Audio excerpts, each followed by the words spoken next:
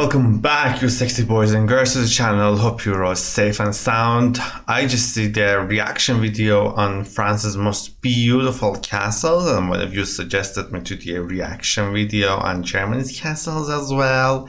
This is Germany's 19th century fairy tale castles. Guys, go and show some love to the original video creator as well. I'm gonna put the link in the description box. Without further ado, let's start.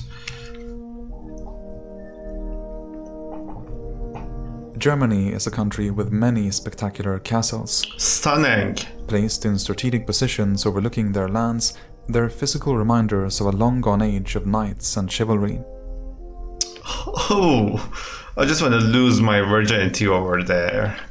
Except some of them aren't as old as they look. The dawn of the 19th century saw the growth of Romanticism, a movement which turned to nature and the past as ideals, and this led to renewed interest in these old fortifications. Having previously gone out of fashion and been abandoned by their lords in favor of sprawling Baroque palaces, people now began to appreciate their rugged beauty. I'm so glad they did. As a result, castles attracted increasing numbers of tourists, and many princes and wealthy individuals returned to rebuild or to remodel them, inspired by fairy tales and a longing for past ages. Wow, as they should. In doing so, they created some of the most spectacular and awe-inspiring castles ever built, and here we'll be looking at the history and design of 5 of them. Wow, this castle, like, this just hit my G-spot over there. Wow. This must be the most beautiful castle alongside with one of the castles in France, which is located in an island. I forgot the name. These two are the most beautiful castles I've ever seen.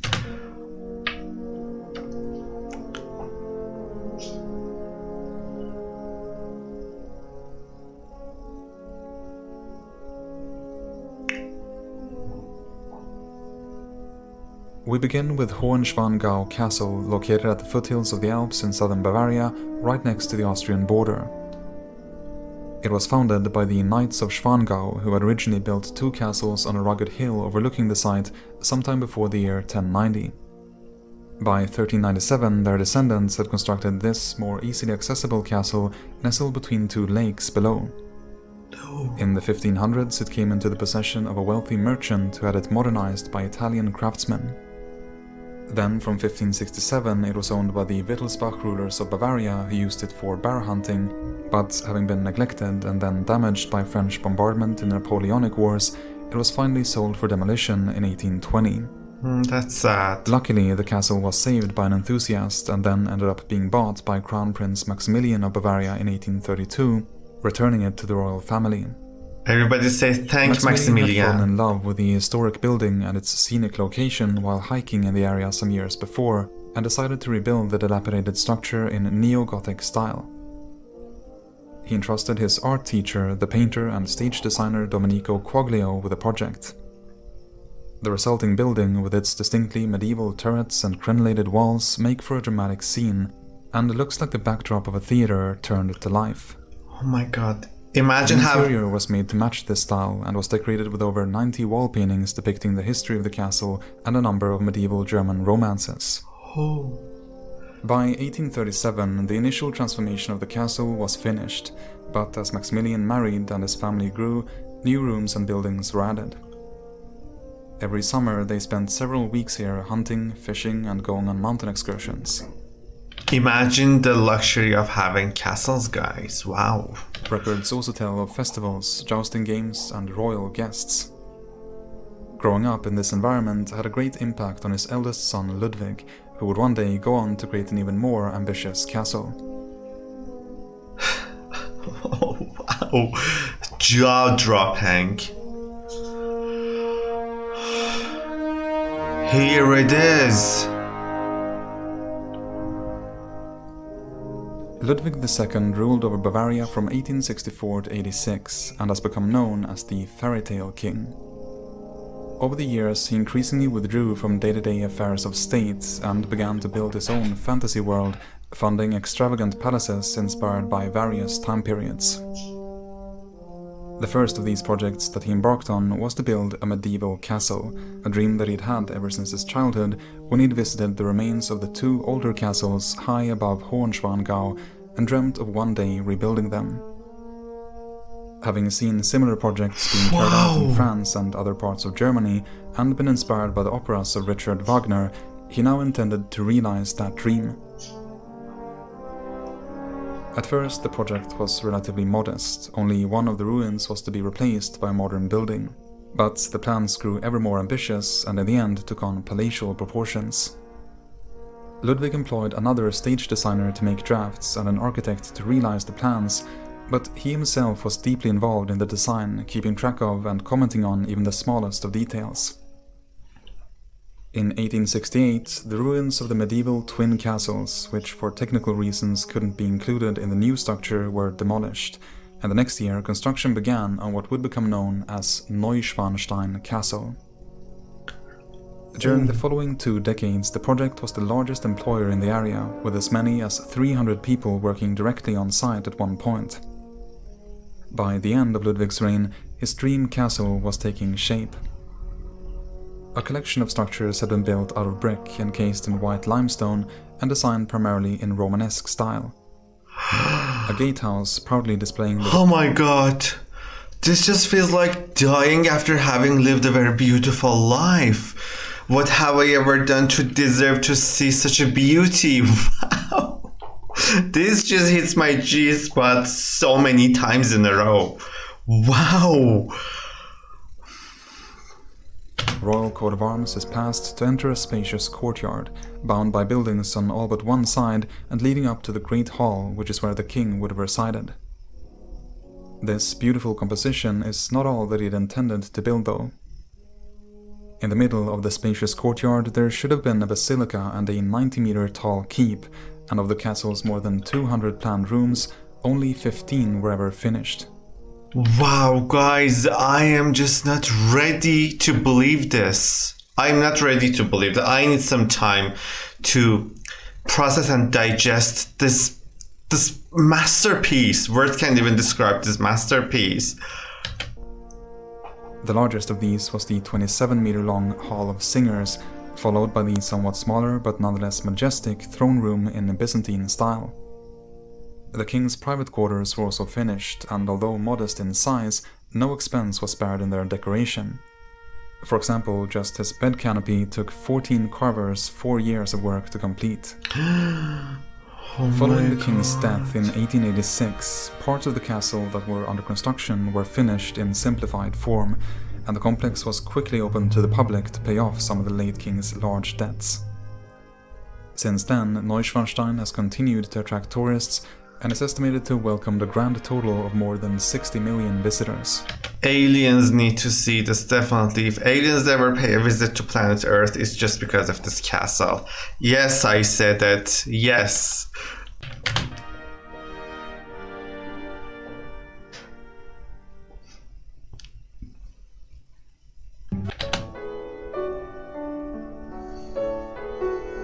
Just you need to stop. Leaving Bavaria behind, our next building is located in northern Germany in what was once the Grand Duchy of Mecklenburg-Schwerin. In 1837, Grand Duke Paul Frederick decided to move the ducal residence back from the 70-year-old Ludwigslust Palace to his ancestral seat, Schwerin Castle. The founder of his dynasty, a Slavic chieftain called Niklot, owned a fort on this site in the 12th century, but lost it to German invaders. Oh, interesting. His son, who converted to Christianity, managed to regain many of Niklot's lands by becoming a German vassal, but it wouldn't be until 1358 that his descendants purchased back the county of Schwerin. Over the next centuries, the fort, strategically situated on a small island, was gradually developed into an imposing castle and then transformed into an extravagant Renaissance palace. By the time Paul Frederick moved back in, however, the building was showing its age. It was largely in poor condition, and hundreds of years of additions had made it into an incoherent agglomeration of many different styles. The Duke's answer to this problem was to build a new palace in a nearby garden, but just a few months after construction had begun, he passed away. His son, Frederick Francis II, took a very different approach, preferring to completely remodel the old castle. Having received design proposals from leading German architects, he had various aspects of them combined into a final plan, which took heavy inspiration from French Renaissance castles of the Loire Valley. Construction Choke me, finish me, end me. could begin in 1843, and by 1851, the radical transformation of the old castle into the gleaming building we see today was complete. Connected to the city of Schwerin by an elaborate arched bridge, the castle greets you with a grand entrance portal and an equestrian statue of the chieftain Niklot. Above is a monumental gilded dome, surrounded by towers and pinnacles rising towards the sky. With its many wings, the castle provides eye-catching views from every angle and is skillfully integrated into its gardens, which include an ornate orangery and a remodeled Baroque garden with a cross-shaped canal reflecting the building in its waters. Inside are over 600 rooms, including the decadently ornamented throne room with columns made from Carrara marble and gilded cast iron doors. Another highlight is the chapel, originally built in the 1500s and renovated in a neo-Gothic style in the 19th century. Wow. In 1918, the last duke was forced to abdicate and leave his home, but the castle his family built remains and is considered to be one of the most important works of Romantic historicism in Europe. I just wanna unalive myself.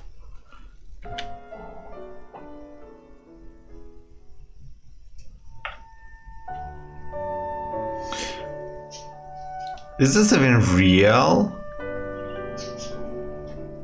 The Rhineland in western Germany is an area that became particularly famous during the Age of Romanticism for its dramatic scenery and many historic castles.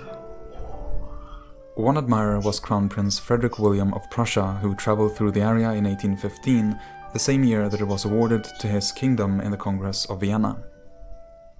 Being newcomers to the Rhineland, the Prussian royal family were looking for ways to establish their legitimacy here in the early 19th century, and an opportunity to do this appeared in 1823 when the city of Koblenz awarded the ruined castle of Stolzenfels as a gift to the Crown Prince.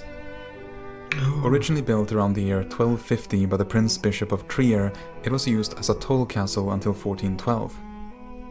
Over the years it was extended several times, but in the 17th century it was destroyed by the French and left as a ruin for the next 150 years. You guys have so many words with French people, I guess. Wanting to show his presence in the area and to present himself as the rightful heir to the Rhenish noble families, Frederick William began to rebuild the castle in 1836, with the goal of turning it into a splendid summer residence. With the help of the famous architect Carl Friedrich Schinkel and his student Friedrich August Stühle, the ruin was turned into a neo-Gothic palace, in part inspired by Hohenschwangau Castle in Bavaria and by similar buildings in England. In 1843, the structure stood finished and was inaugurated with a medieval-themed costume ball.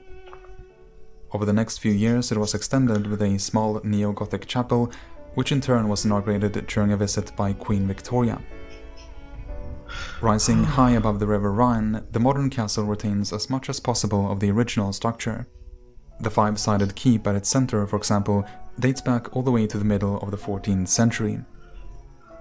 Sometimes I just get so embarrassed by how much I love castles and how much castles makes me happy. I don't know why sometimes I'm so embarrassed to show like this enthusiasm towards castles. The interior still retains the original furniture from the 1800s and includes rooms decorated with medieval knights' armor and paintings recalling the history of the area. Within the castle there is also a small garden shaped like a Gothic rose window, and the building is surrounded by a 9-hectare large landscaped park. Literally, I'm Soon after it was hyperventilating. finished, Stolzenfels Castle was open to the public whenever the royal family wasn't using it, and it remains a popular destination today. Oh my god. What? Oh my god, I should probably go to jail for not knowing this castle. Literally, I hate myself for not knowing this castle. Like, how did my life come to this? I'm sexually attracted to this castle. In 1819, Prince Frederick William went on another journey, this time to Italy, and on his way there he traveled through what is now the state of Baden-Württemberg in southern Germany. There, he would get a chance to rediscover his roots, because on the top of a mountain near a town called Hechingen lay Hohenzollern Castle, the namesake and ancestral home of his family. Wow. Curious about his past, God. Frederick couldn't help but take the opportunity to pay a visit, and having completed the arduous climb to the peak of the Zollerberg, almost 900 meters above sea level, the prince was captivated by the ruins he found there.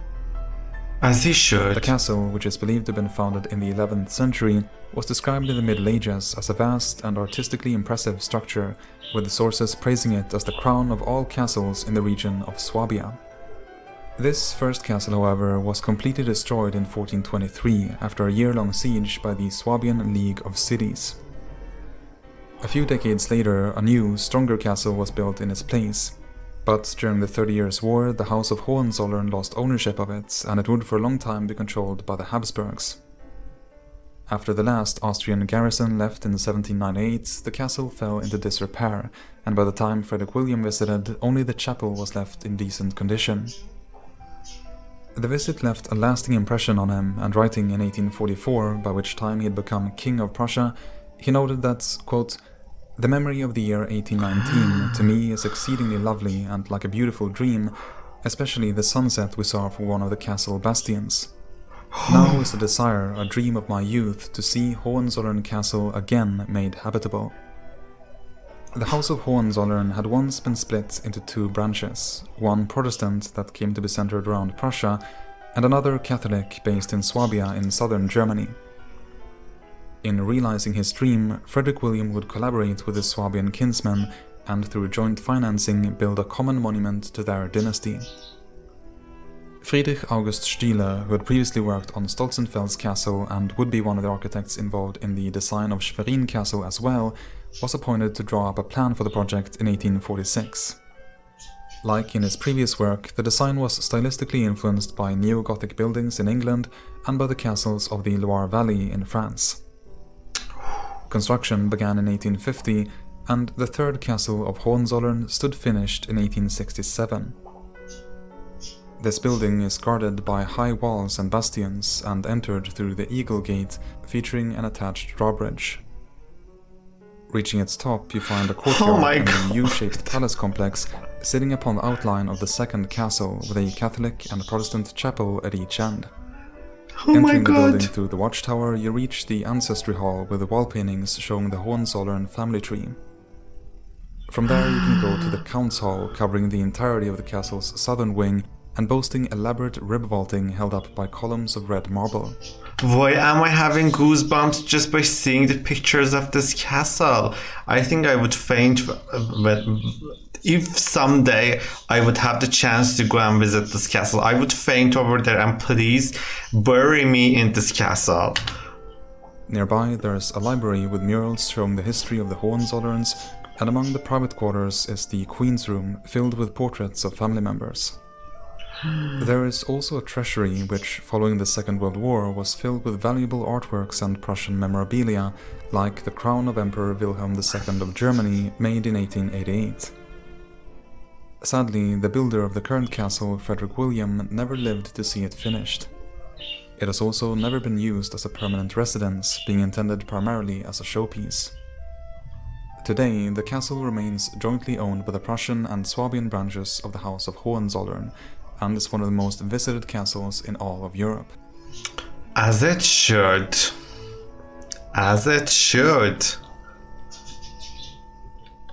There is something deep inside me that makes me want to be connected to different layers of this castle, and I really want to taste this castle in every way possible. Like the history, the architecture, the stories, the myths about them, the place that they were built. Everything about castles just makes me wonder and makes me so happy and so excited. Guys, I would really like to hear from you. Have you ever been to one of these castles? What do you think about castles? I didn't know like Germany has like I'm overwhelmed by the beauty of German. Like I didn't know Germany has this amount of beauty and this amount of like glorious castles. Literally, I'm shook. I'm slayed and I'm ready to see more of Germany. Wow, you German people, you just made so many amazing castles, and you are so lucky as well to have these architectures, to be able to go and visit them and enjoy the beautiful spirits that they offer you. If you like the video, please comment, share, and subscribe. Love, peace, and unity, and on to the next one. Peace out.